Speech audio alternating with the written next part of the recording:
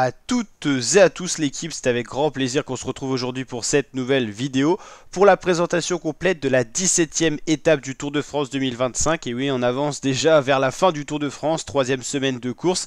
Une étape un petit peu spécifique, regardez ce tracé entre Bolène et Valence, un tracé normalement dédié aux sprinteurs et c'est une des dernières opportunités pour les purs sprinteurs de briller. On pense à Jonathan Milan qui doit défendre son maillot vert face à Tadej Pogacar. Il devra prendre des points au sprint intermédiaire ainsi qu'à Valence.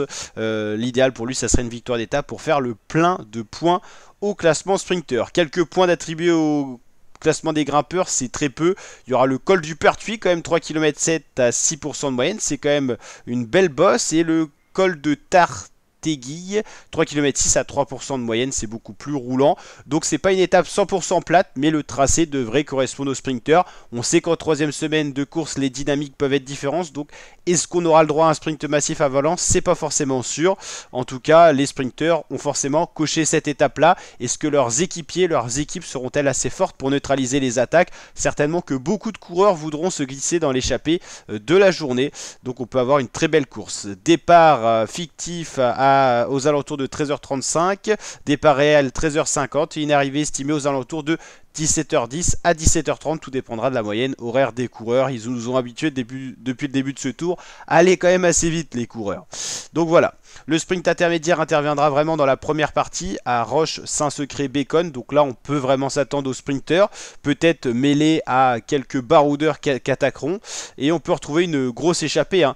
On peut retrouver aussi des sprinteurs dans l'échappée. Si vraiment les sprinteurs voient que c'est pas maîtrisé, ils vont aller se glisser dans l'échappée pour viser la victoire d'étape à Valence. Ça peut être aussi un scénario. Je pense que c'est quasiment du 50-50. Soit on a les équipes de sprinteurs qui empêchent les attaques ou qui verrouillent l'échappée à 2-3 coureurs. Je pense pas que ça sera le scénario majoritaire. Ou alors beaucoup de coureurs qui s'échappent, dont les sprinteurs qui espéreront jouer donc la victoire d'étape en échappée à Valence. On pourrait retrouver un gros groupe de 30, 35, 40 coureurs dans cette échappée là. Donc n'hésitez pas à me dire ce que vous en pensez en commentaire. Mais normalement, ouais, à Valence, on aura un sprinter. Alors, est-ce qu'il sera dans l'échappée ou dans le peloton? Ça reste à savoir. Mais on peut avoir de belles attaques. Ça peut être une étape très ouverte et spectaculaire. Pour l'instant, il n'y a pas eu vraiment d'étapes 100. Toutes les étapes ont été jouées à 100%. Et des fois, ces tracés-là un peu plus ouverts sont les plus spectaculaires et apportent le plus de suspense. Au niveau du classement de l'étape 16, Valentin Paré-Pinte a apporté la première victoire française. Le résumé est d'ailleurs disponible sur la chaîne YouTube.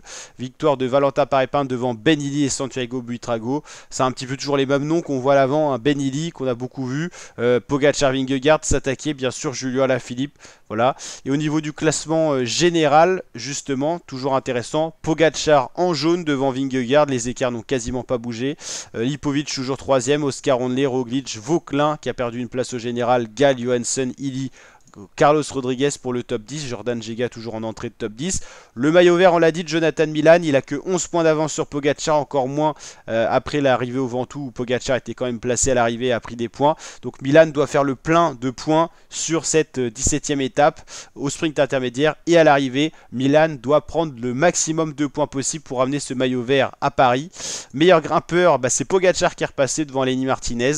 En égalité de points, c'est Martinez qui portera le maillot, mais officiellement c'est Pogacar qui l'a, donc Lenny Martinez doit grappiller le plus de points possible. Pogacar est un danger pour tous les maillots. Jaune, vert, à poids, il peut plus être meilleur jeune parce qu'il a plus de 25 ans. Donc ça va jouer entre Lipovic, Onley et Vauquelin. Et meilleure équipe, c'est la Visma devant UAE et Red Bull Bora. Donc voilà, vous savez tout sur la 17e étape et sur les classements au départ de cette étape-là. N'hésitez pas à liker, partager, surtout vous abonner. Ciao les fratés, portez-vous bien.